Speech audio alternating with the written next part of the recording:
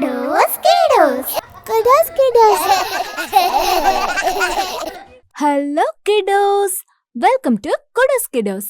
Let's learn செக்மெண்ட்ல இன்னைக்கு நாம பார்க்க போறது ஒரு மிகப்பெரிய அற்புதமான விஷயம். அது என்னன்னா விண்மீன் தொகுப்புகள், அதாவது கேலக்சிஸ்.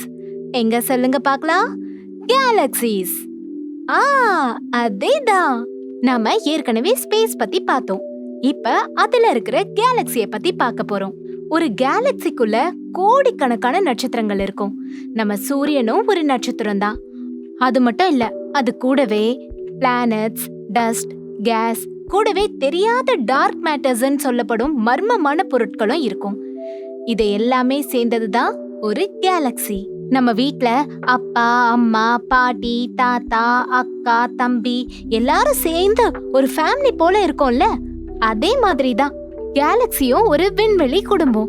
சரி, இந்த நட்சத்திரங்கள், கோள்கள், வாயு, தூசி இதெல்லாம் எப்படி ஒரே இடத்துல சுத்திட்டு இருக்கு தெரியுமா? அதுதான் மேஜிக். அந்த மேஜிக் பேரு தான் ஈர்ப்பு விசை, அதாவது கிராவிட்டி.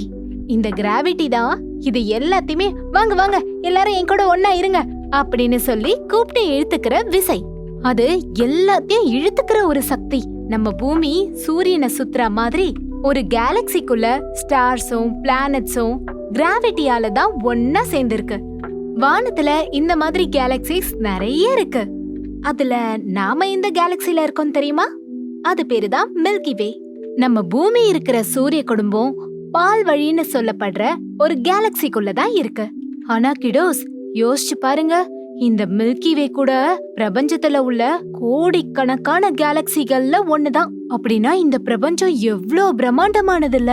பொதுவா இந்த கேலக்சில 3 முக்கியமான வடிவம் இருக்குன்னு சொல்றாங்க. ஒன்னு சுருள் வடிவ கேலக்சி, அதாவது ஸ்பைரல் கேலக்சி. நீங்க ஒரு சக்கரம் சுழல்ற மாதிரி யோசிச்சுக்கோங்க. அதுக்கு நடுவுல ஒரு பெரிய குவியல் இருக்கும், அதுதான் சென்ட்ரல் பல்ஜ். அப்புறம் பிளாட்டான ஒரு சுழலும் டிஸ்க் இருக்கும். அத சுத்தி சுருள் கரங்கள் இருக்கும், அதாவது ஸ்பைரல் ஆர்ம்ஸ். பின்வீல் மாதிரி வெளிய நீண்டு இருக்கும். அந்த கைகள்ல தான் புதிய நட்சத்திரங்கள் பிரகாசமா பிறக்கும். நம்மளோட மில்கி வே இந்த வகையை சேர்ந்ததுதான். ரெண்டாவது, நீள்வட்ட கேலக்சி, அதாவது எலிப்டிக்கல் கேலக்சி. இது உருண்டையா முட்டை வடிவத்துல இருக்க மாதிரி இருக்கும். ஆர்ம்ஸ், டிஸ்க் இந்த மாதிரி குறிப்பிட்ட வடிவங்கள் இதுல இருக்காது. பெரும்பாலும் இதுல மூத்த நட்சத்திரங்கள் தான் இருக்கும். புதிய நட்சத்திரங்கள் இங்க ஃபார்ம் ஆகிறது ரொம்ப கம்மி தான். அப்புறம் இர்ரெகுலர் கேலக்சி, அதாவது ஒழுங்கற்ற விண்மீன் திரள்கள். எந்தவித வடிவமும் இல்லாம செதறி போய் இருக்கும். சில பகுதிகள்ல புதிய நட்சத்திரங்கள் பிறக்கும், சில இடத்துல பழைய நட்சத்திரங்கள் இருக்கும். அதுக்கு நெருக்கத்துல இருக்கிற பெரிய கேலக்சி இத ஒவ்வொரு பக்கம் ஈர்த்து விடுறதுனால இப்படி ஒழுங்கற்றதா மாறிடுது. இன்னும் சில சிறப்பு வகை கேலக்சிஸும் இருக்கு. அது லென்டிகுலர் கேலக்சி, பெக்குலியர் கேலக்சி. இன்னொரு சுவாரஸ்யமான விஷயம் தெரியுமா? இந்த மாதிரி பல பெரிய கேலக்சிக்கு நடுவுல கருந்துளை இருக்கும், அதாவது சூப்பர் மேசிவ் பிளாக் ஹோல். அது ஒரு ரகசியமான பாஸ் மாதிரி.